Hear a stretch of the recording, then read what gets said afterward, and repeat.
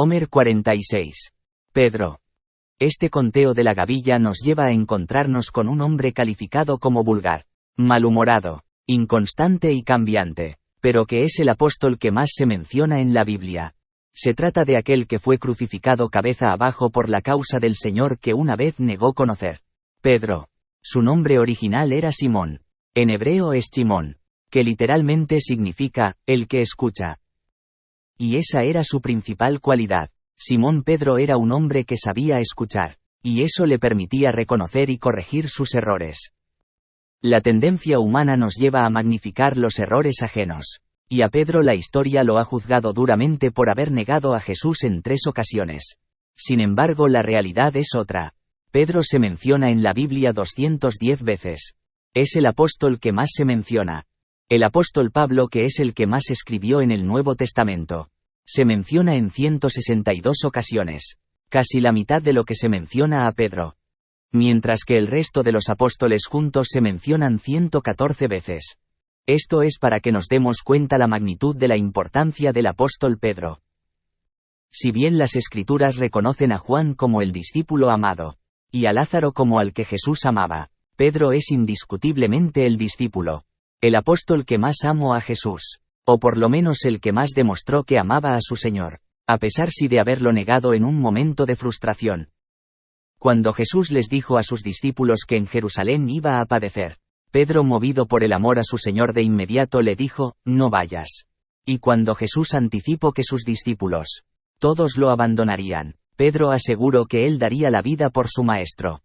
Y además lo demostró, pues en el arresto de Jesús, Pedro fue el único que sacó la espada por su Señor. Y cuando iban en la barca y reconoce a Jesús a la orilla del mar, no le importó arrojarse al mar y nadar con todo y ropas hasta aquel lugar para reencontrarse con su Salvador. En el episodio de la Transfiguración durante la fiesta de los tabernáculos, Pedro estaba listo para levantar la cabaña para Moisés y Elías. ¿Qué tenía ese pescador que pasó a ser el más íntimo del círculo más íntimo de Jesús? Lo cierto es que Jesús se sentía cómodo estando con él. Fue al único del que se registra que Jesús le invitó el impuesto del templo. Además, a pesar de tener discípulos, amigos y familiares con mejor posición económica y social, Jesús vivió una temporada en la casa de Pedro en Capernaum.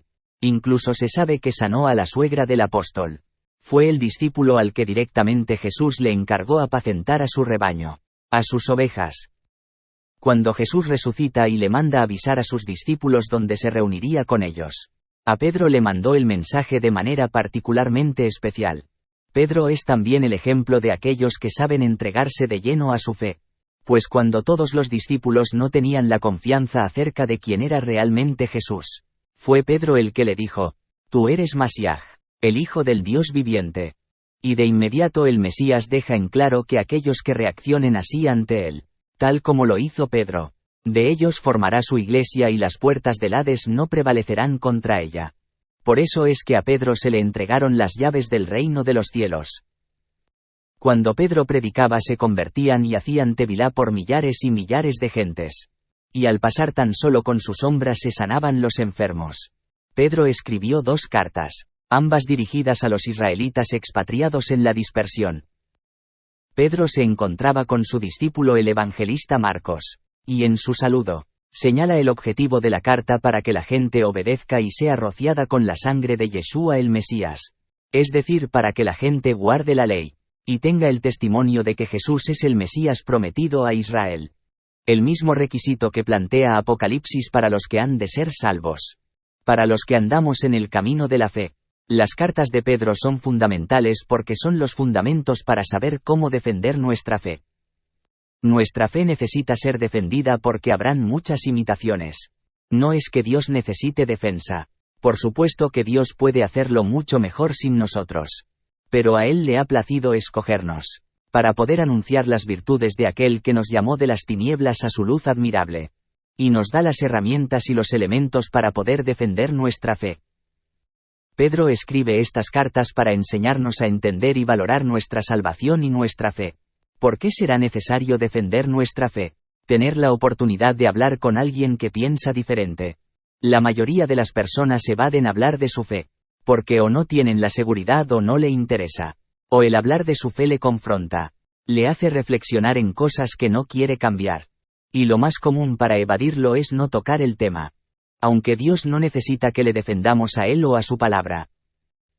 Sin embargo, nosotros sí necesitamos defender nuestra fe para afirmarla, para consolidarla. Si no estamos listos para defender nuestra fe, entonces, nuestra fe es débil. Es muy frágil y todas nuestras convicciones están pendiendo de un hilo. Los puntos sobresalientes de las cartas de Pedro son: los cristianos deben portarse de manera digna de su esperanza. Las relaciones con los demás deben basarse en principios piadosos. El sufrimiento puede resultar en bendiciones. Los creyentes deben esforzarse y confiar en la palabra profética.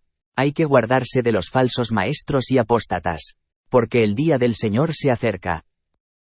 El Señor juzgará a los apóstatas igual que juzgó a los ángeles que se rebelaron, a la gente del tiempo de Noé, a Sodoma y Gomorra, porque los falsos maestros desprecian la autoridad de Dios.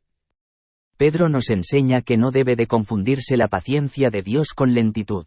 El Señor es paciente, porque espera que el hombre se arrepienta y ande en sus mandamientos. Sin embargo, el sistema religioso será destruido en el día de la ira del Señor.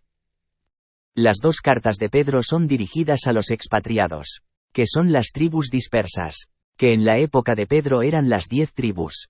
Más adelante también sería dispersa la tribu de Judá y la tribu de Benjamín. Sin duda, él también tendría en mente a los también serían expatriados por Roma.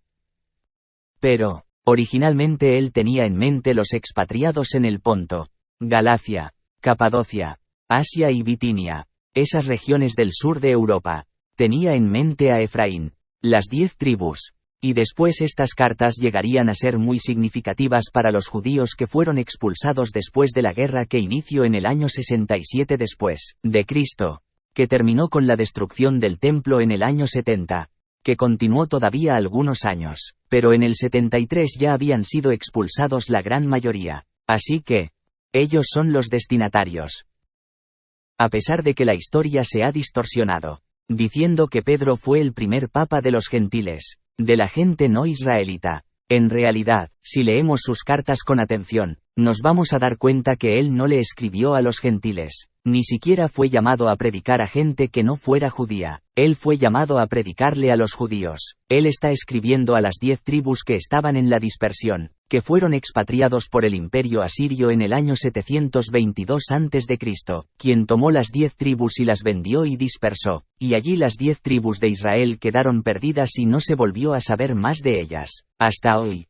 Ya en la primera carta de Pedro vimos que la razón por la cual el Mesías había venido, es para buscar y salvar lo que se había perdido, para recuperar a las ovejas perdidas de la casa de Israel que han de volver en los últimos tiempos, que no saben quiénes son, que no saben que tienen una ascendencia hebrea por haber pasado muchos años de esta dispersión. En su conjunto las cartas de Pedro pueden considerar en 4 secciones. Conoce tu salvación, conoce tus escrituras, conoce tus adversarios, conoce tu destino. Habiendo conocido las cosas de primera mano al estar tan cerca del Mesías mismo, Pedro considera dudosa la interpretación que la gente da a las cartas de Pablo.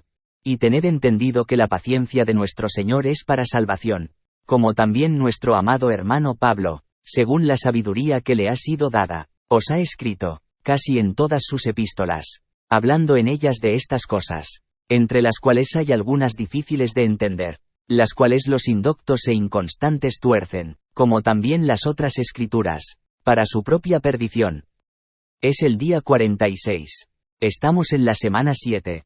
Y faltan 4 días para Shavuot, Pentecostés, la renovación del pacto.